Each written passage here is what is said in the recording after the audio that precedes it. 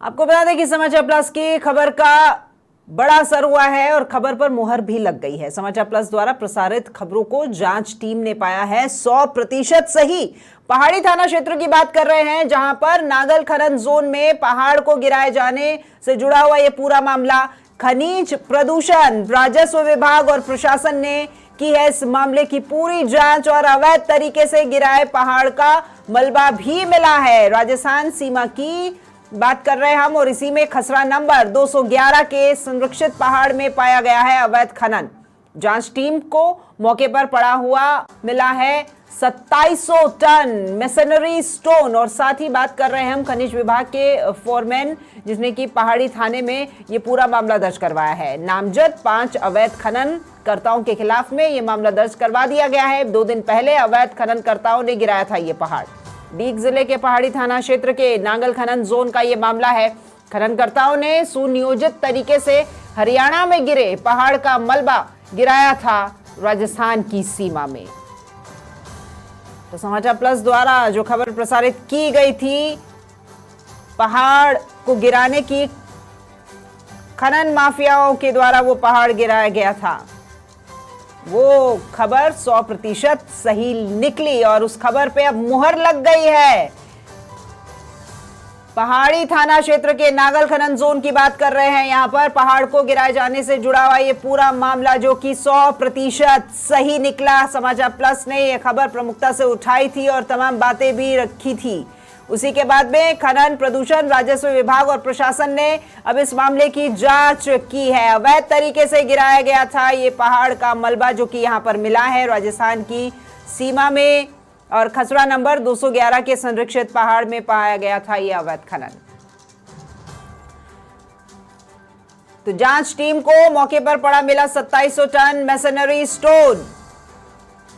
तो ज्यादा जानकारी के साथ कामा से हमारे सहयोगी रवि कुमार भी लाइव जुड़ गए हैं। गुड मॉर्निंग रवि जी, आपके द्वारा बताई गई एक एक तमाम जानकारी जो है वो 100% सही निकली है। समाचार प्लस की खबर पर अब मुहर लग चुकी है। फिलहाल क्या कुछ चल रहा है वहां पर?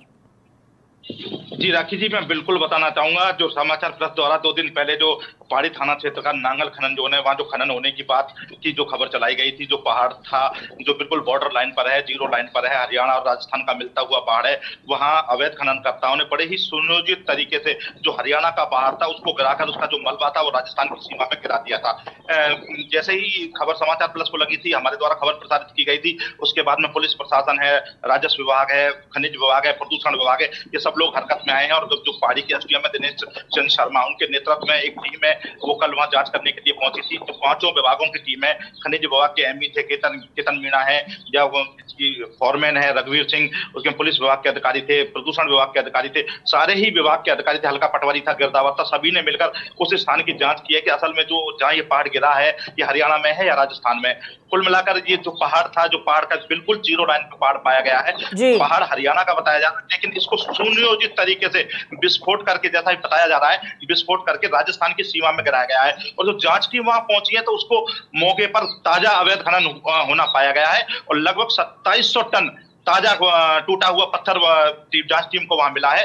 फिलहाल पुलिस प्रशासन और जो 5 विभागों की टीम है जिन्होंने जांच की है, उन्होंने जो अवैध खनन की खबर थी उसको बिल्कुल सही 100% सही पाया है। समाचार प्लस की खबर पर पूरी तरह से मोहर लग चुकी है। समाचार प्लस की जो खबरों की सत्यता है कहीं ना कहीं वो प्रमाणित हो चुकी है। अब पुलिस और प्रशासन, प्रदूषण विभाग है, खाद्य विभाग है, अब ये कार्रवाई करने में जुटे हुए हैं। जो खनिज विभाग के जो कार्यदेशक हैं, फॉरमैन जिसको कहते हैं रघुवीर सिंह, उन्होंने 5 लोगों के खिलाफ पहाड़ी थाने में मामला दर्ज कराया, जिनके नाम मैं बता रहा हूं।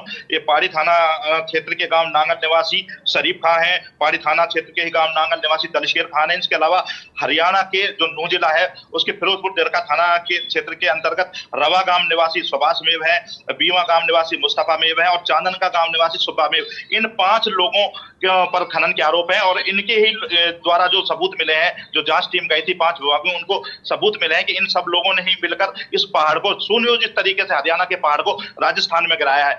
और इस तरह का जो अभी हमारे एसडीएम साहब हैं, जो पहाड़ी एसडीएम दिनेश चंद्र शर्मा, उनसे बात हुई थी कि इस तरह के मामले इस खसरा नंबर 200 खसरा नंबर है, पहले भी पाए जाते रहे हैं और पहले भी इस तरह का खनन होता रहा है। और ये जो खनन करता है अवैध तरीके से इस पहाड़ को गिराते हैं और राजस्थान की सीमा में उस पत्थर को पटक लेते हैं, क्योंकि हरियाणा सरकार ने खनन पर पूर्णतः प्रतिबंध लगा रखा है। वहां खनन प्रतिबंधित है, इसलिए हरियाणा क्षेत्र के पहाड़ में खनन नहीं होता है। तो जो राजस्थान के जो खनन करता है, ये सारे हरियाणा वालों से मिली भगत करके, चाहे वहां का वन विभाग हो, राजस्व विभाग हो, कोई सबकी मिली भगत से उस पहाड़ को राजस्थान की सीमा में गिराते हैं और फिर धीरे धीरे धीरे धीरे राजस्थान का जो नांगल खनन जोन है उनके रास्तों से होकर इस करोड़ों रुपए के पत्थर को महंगे दामों में बेचा जाता है। ये पहला मामला नहीं है, पहले कई बार इस खान में। रवि जी, आपने कहा कि ये पहाड़ का मलबा जो है वो राजस्थान की सीमा में गिराया जाता है और फिर वहां से ये करोड़ों रुपए का व्यापार जो है ये पत्थर बेच करके करते हैं, मैसनरी स्टोन जिसे कहा जाता है। तो क्या ये सिर्फ राजस्थान की सीमा के अंतर्गत ही रह जाता है? क्योंकि मिलीभगत हरियाणा के अधिकारियों से भी है, तो क्या ये स्टोन सीमा के उस पार भी जा रहा है?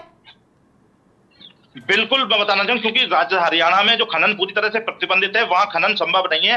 राजस्थान और हरियाणा का जो पहाड़ है बिल्कुल लगा हुआ है, बिल्कुल भी उसकी सीमा का कोई ज्ञान नहीं किया जा सकता। लॉन्गिट्यूड और लैटिट्यूड के द्वारा ही, जो जीपीएस सिस्टम के द्वारा ही सीमा का ज्ञान होता है। और परसों जो कल और परसों जो टीम ने जांच की है वो भी जीपीएस सिस्टम के द्वारा ही जांच की गई है और ये पहाड़ बिल्कुल कॉर्नर पे पाया गया, बिल्कुल जीरो रेखा पर पाया गया, जिस तरह से बताएंगे बिल्कुल मिलता हुआ पहाड़ पाया गया और उसी पहाड़ को, हरियाणा के पहाड़ को राजस्थान में गिराया गया। और जब पत्थर गिर जाता है तो हरियाणा और राजस्थान के जो खननकर्ता होते हैं दोनों की मिलत भगत होती है। दोनों ही जो यहाँ के जो विभाग हैं, मुख्यतः जो खनिज विभाग होता है वहां के अधिकारी हैं, यहाँ के अधिकारी हैं, सबकी मिली भगत से ये जो पहाड़ का जो पत्थर है, अधिकतर तो ये पहाड़ का जो पत्थर है राजस्थान के रास्ते होते हुए हरियाणा, यूपी और सब जगह सप्लाई होता है। वैसे चोरी छिपे हरियाणा के जो चोरी छिपे रास्ते, हालांकि खनन बंद है, लेकिन फिर भी जो खनन माफियान के इतने हौसले बुलंद है कि वो हरियाणा में भी इस पत्थर का सप्लाई होता है। बिल्कुल ये बात बिल्कुल सही है कि हरियाणा में खनन तो नहीं होता है, लेकिन जो पत्थर को जो गिराया जाता है, हरियाणा पर गिराया, उस पत्थर को गिरने के बाद में जब खनन विस्फोट हो जाता है, पत्थर जब खानों में डल जाता है, तो उसके बाद में इस पत्थर को उठाकर हरियाणा भी ले जाता है। सप्लाई वहां पर भी हो रही है, सप्लाई वहां पर भी हो रही है, हरियाणा और राजस्थान की सीमा के ऊपर आपने बताया है। तो आप कह रहे हैं अगर सीमा पर है तो इसका मतलब इसके ऊपर जो कार्रवाई में तेजी देखने को मिल रही है, समाचार प्लस द्वारा खबर प्रसारित करने के बाद, इसका कारण ये भी माने कि मुखिया का गृह जिला पड़ता है ये, हम बात कर रहे हैं भजनलाल शर्मा जी की, शायद इसलिए ये जो विभाग है, अधिकारी है, थोड़े से ये जागरूक हुए हैं और ये अपनी तरफ से ये कार्रवाई करने में जुटे हैं अब। जी बिल्कुल बताना चाहूंगा, मुख्यमंत्री भजनलाल शर्मा का गृह जिला है और इस तरह से जो यहाँ बेलगा अवैध खनन हो रहा है, इस पर बिल्कुल रोक लगनी चाहिए। जिस तरह से अब हमारी समाचार प्लस द्वारा खबर प्रसारित करने के बाद में पांचों विभाग के अधिकारी हरकत में आए, पहले से इनको हरकत में आ जाना चाहिए था। ऐसा नहीं है ये पहली बार हुआ है, पहले से ही खनन होता है, लेकिन अब तक की जो सरकारें हैं उनका ढुलमुल रवैया रहा है। यहाँ के जो राजनीतिक जो अवैध खनन करता है, इनको राजनीतिक संरक्षण मिलता रहा है, उसी के चलते इनके हौसले बुलंद और ये पहाड़ को तोड़कर और करोड़ों रुपए का जो पहाड़ है उसको छलनी किया जा चुका है, लगभग समाप्ति के कगार पर है। इससे पहले जो पहाड़ी में अवैध खनन जो चल रहा है, नांगल खनन जो जहाँ पे सरकार ने लीज दे रखी है, कुछ लीज दे रखी है, उससे जितनी लीज दे रखी है उससे अधिक तो अवैध खनन वहां होता है। इससे पहले ये कामा थाना क्षेत्र के गांव गढ़ बिलक के पहाड़ में खनन हुआ करता था। अवैध खननकर्ताओं ने एक तरह से इस पहाड़ को बिल्कुल छलनी कर दिया था। जब प्राचीन जो महत्व के धार्मिक महत्व के पहाड़ है जब बिल्कुल छलनी हो चुके, जब उनका अस्तित्व समाप्त होने के कगार पर हो गया था, साधु संतों ने मांग उठाई थी, आंदोलन किए थे, तो इस खनन जोन को कामा क्षेत्र से शिफ्ट कर पहाड़ी शिफ्ट कर दिया गया था। लेकिन अब वहां पर भी यही रवैया है, 100 खाने आवंटित हैं तो 200 खाने अवैध चल रही हैं। कहीं ना कहीं जो खान विभाग है उनकी मिली भगत बिल्कुल सामने आ रही है। अगर जो खनिज विभाग है, ये इनके अधिकारी अगर पहले से ही अगर कार्रवाई करते तो इस अवैध खनन को रोका जा सकता है, लेकिन ऐसा नहीं है। पता नहीं क्यों जानकारी के बावजूद भी अवैध खनन होता रहा है और बार बार ये मांग उठती रही है, कई बार खान गिरती भी रही है और जो मजदूर है, मशीनरी है, मजदूरों की मौत भी होती रही है। मुख्यमंत्री के अलावा यहाँ पर जवाहर सिंह बेढ़म जो है गृह राज्य मंत्री, उनका भी क्षेत्र पड़ता है। आपको अगर याद हो तो जब वो एक बार अपने क्षेत्र के दौरे पर आए थे तो पशुधन को लेकर उन्होंने चिंता जताई थी। उन्होंने कहा था कि कोई बाल भी बाका नहीं कर पाएगा। कुछ इसी तरह की चुनौती की आवश्यकता है ताकि खनन माफिया पे भी कहीं ना कहीं रोक लगे। जी मैं बिल्कुल बताना चाहूंगा, जिस तरह से जवाहर सिंह बेढ़म मंत्री बने थे तो उनका जो पहला दौरा था, जीत के बाद उनका विजय जुलूस नगर में निकला था, हम भी वहां मौजूद थे, हमने खबर दिखाई थी। तो जवाहर सिंह बेढ़म ने कहा था कि गाय की पूंछ का बाल भी यदि किसी ने उखाड़ा तो उस अपराधी को, उस गौ तस्कर को या गौ हत्यारे को हम सलाखों के पीछे पहुंचाएंगे। लेकिन जहां तक बात इस अवैध खनन की बात आ रही है, जवाहर सिंह बेढ़म जो गृह राज्य मंत्री है और भरतपुर के डीग जिले से ही आते हैं, नगर विधानसभा क्षेत्र से वो प्रतिनिधित्व कर रहे हैं, अवैध खनन को लेकर उनका अभी तक कोई बड़ा बयान नहीं आया है। इस बारे में अभी तक उनका कोई भी बयान सामने नहीं आया। जिस तरह तरह से वो गौ हत्या और गौ तस्करी पर लगाम लगाने की बात करते हैं, तो कहीं ना कहीं उनको सोचना होगा कि उनके डीग जिले में उनका जो पड़ोस का बिल्कुल लगता हुआ विधानसभा क्षेत्र कामा है, वहां इतने बड़े पैमाने पर अवैध खनन हो रहा है। इस पर लगाम कैसे लगे? जो बड़ा महत्व के पहाड़ है, उनको जो छलनी किया जा रहा है, उनका अस्तित्व समाप्त किया जा रहा है, उनको बचाने की कोशिश सरकार कैसे करे? बिल्कुल जो गृह राज्य मंत्री जवाहर सिंह बेड़ा में उनका भी बयान आना चाहिए, बयान ही नहीं कार्रवाई भी होनी चाहिए, उनको एक्शन लेना चाहिए। पुलिस प्रशासन को उनके जो अधिकार क्षेत्र में आता है पुलिस प्रशासन, उसको भी उनको टाइट करना होगा। जो खनिज विभाग के अधिकारी हैं, जो प्रशासन के अधिकारी हैं, एक मंत्री होने के नाते उनको भी एक्शन बिल्कुल जरूर और 100% लेना ही होगा, तब जाकर ये पुरातत्व के पहाड़ हैं, जो धार्मिक महत्व के पहाड़ हैं, या जो हमारी खनिज संपदा है, इसको बचाया जा सकता है। बिल्कुल, इसे बचाना बेहद आवश्यक है। बहुत शुक्रिया रवि जी, तमाम जानकारी हमारे साथ में साझा करने के लिए। तो ये समाचार प्लस की खबर पर मुहर लग गई है। जो खबर यहां पर चलाई गई थी, प्रसारित की गई थी, वो जांच टीम जब गठित की गई तो 100% सही निकली है।